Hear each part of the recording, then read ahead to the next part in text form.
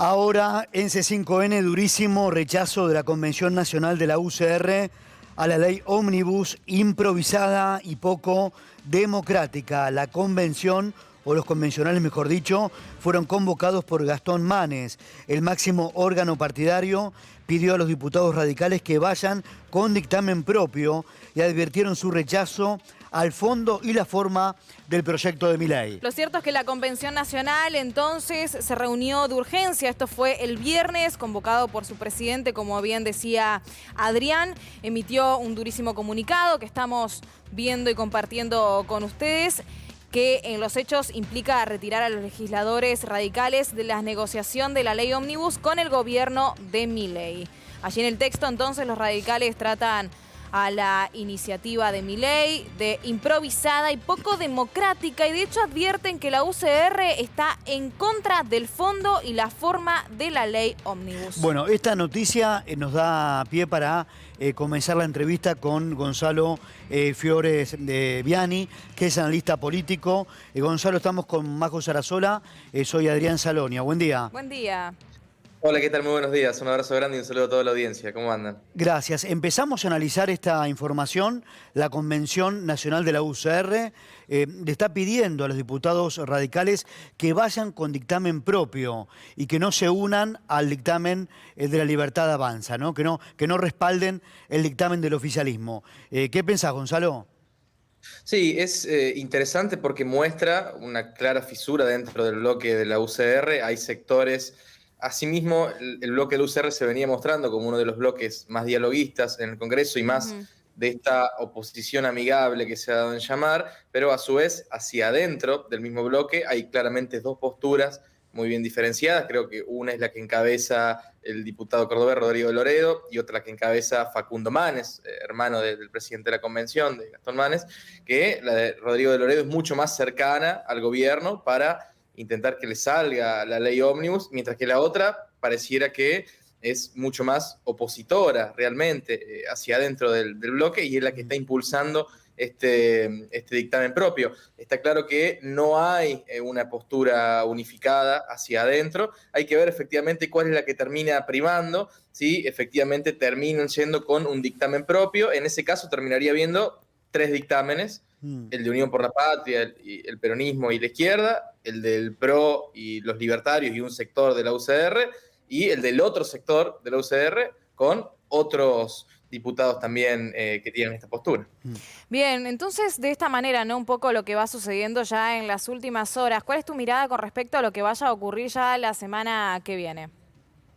Lo que vengo viendo es eso, ¿no? Que va a haber tres dictámenes. Uno de Unión por la Patria con aliados de la izquierda, otro del oficialismo con algunos sectores de la llamada oposición amigable, sí, no tan oposición, sino más bien ya un cuasi oficialismo parlamentario que están impulsando ya que salga la ley, y otra con este sector de la UCR, sectores de la coalición cívica, otros sectores del socialismo, con gente inclusive que está dentro del bloque de Pichetto, que a su vez hacia adentro está dividido en este punto. Hay diputados, los diputados cordobeses, por ejemplo, diputados del socialismo, que no quieren que salga la ley, ni siquiera con los cambios hechos, sino que quieren aún más cambios, quieren otra ley bastante más diferente. Entonces, creo que va a haber estos tres dictámenes. Hay que ver efectivamente cuál de los tres prevalece después cuando se traten en el Pleno. ¿El gobierno pensás que va a seguir cediendo, ¿no? Por ejemplo, con esta edición en sí de estos artículos, de los 100, por supuesto, que se estuvieron comunicando en las últimas horas? ¿Crees que vayan a haber más cambios de cara a llegar a un consenso? Habría que ver hasta dónde, y también acá el gobierno está haciendo un doble juego. Por un lado, una cosa es lo que dice Milei cuando habla, con ataques permanentes a los diputados, con una postura muy dura de acá no se negocia, que también lo dice Adorni, y después otra cosa quizás es lo que están haciendo por debajo otros funcionarios, como es el caso de Guillermo Francos, claro, o bueno, el presidente de la Cámara, por supuesto. Entonces, en ese punto pareciera que están cediendo y que pueden llegar a ceder más, pero con esta línea discursiva de no estamos negociando nada. Claro. Es bastante complejo y puede llegar a tener una derrota legislativa importante si efectivamente la UCR logra impulsar el dictamen propio. Claro. Si la UCR llega con este tercer dictamen, Ojo con y esto, probablemente... perdón que te interrumpa. El presidente está confiado, a Martín Menem se lo vio muy entusiasmado de que tienen los números. Ahora, si la UCR no acompaña, ahí se le complica esa medida de sanción. Ahora, ¿qué nombre le damos a un gobierno, Gonzalo, que fue elegido legítimamente, pero que traspasa los límites constitucionales? Me refiero a este DNU. Vemos un presidente que provoca al Congreso, lo llama coimeros, Sí. desde el primer día, ¿no? Ya su discurso lo dio dándole la espalda al Parlamento, ¿no? Avasalla la división de poderes. ¿Por dónde lo encuadramos?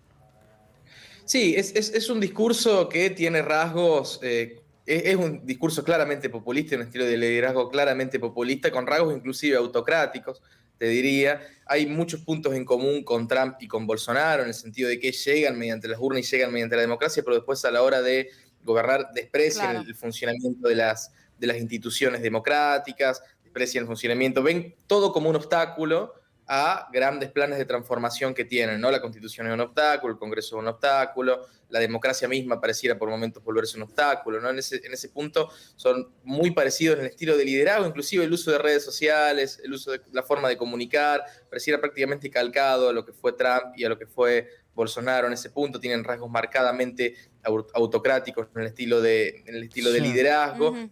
Eso claramente choca con el resto de las expresiones políticas. Bueno, Gonzalo, un poco lo que vos también venías remarcando, ¿no? De que uno lo votó, por ejemplo, y en el poder allí, en el ejercicio, ¿no? En lo que ya se está viendo en este primer mes, al final, dice, se encontró con un panorama que, si bien Javier lo venía ya adelantando, muchos por ahí no creían que al 100% lo vayan a hacer. De hecho, me gustaría remarcar esto de que la imagen positiva, bueno, al parecer bajó, cayó, dicen 5 puntos. Es decir, estamos hablando de hasta gente que lo votó.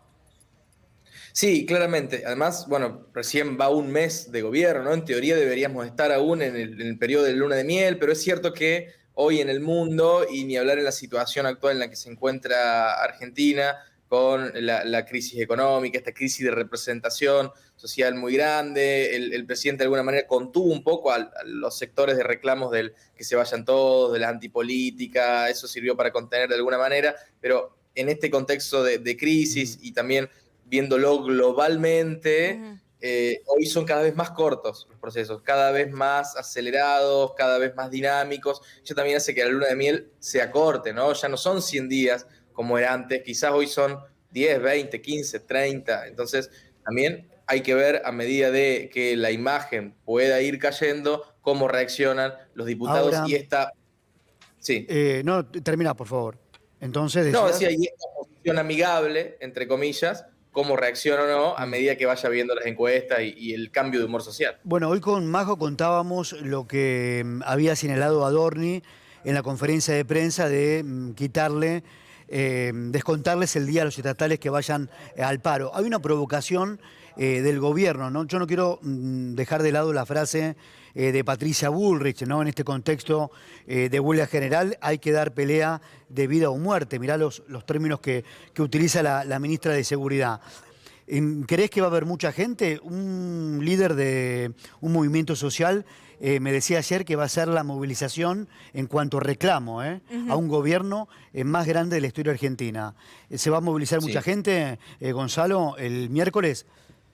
Es altamente probable, eso es lo que te iba a comentar, se viene hablando de que va a ser la manifestación contra un gobierno, o sea, de reclamo más grande de la historia de la democracia, desde el 83 hasta acá. Entonces, en ese punto es muy probable que sea una manifestación realmente multitudinaria, y también creo que ahí también reside un poco el apuro del gobierno y de sectores de Sí, esta, entre comillas, oposición, de impulsar la ley antes sí. de ver esta manifestación, ¿no? Porque ver en la calle un gran número de personas con todo el movimiento obrero organizado, los sindicatos, movimientos sociales, sectores políticos democráticos, etcétera, etcétera, marchando contra la ley ómnibus y contra el DNU, bueno, de alguna manera también puede mover algunas voluntades de legisladores, ¿no? Por el Claro. impacto social que puede tener.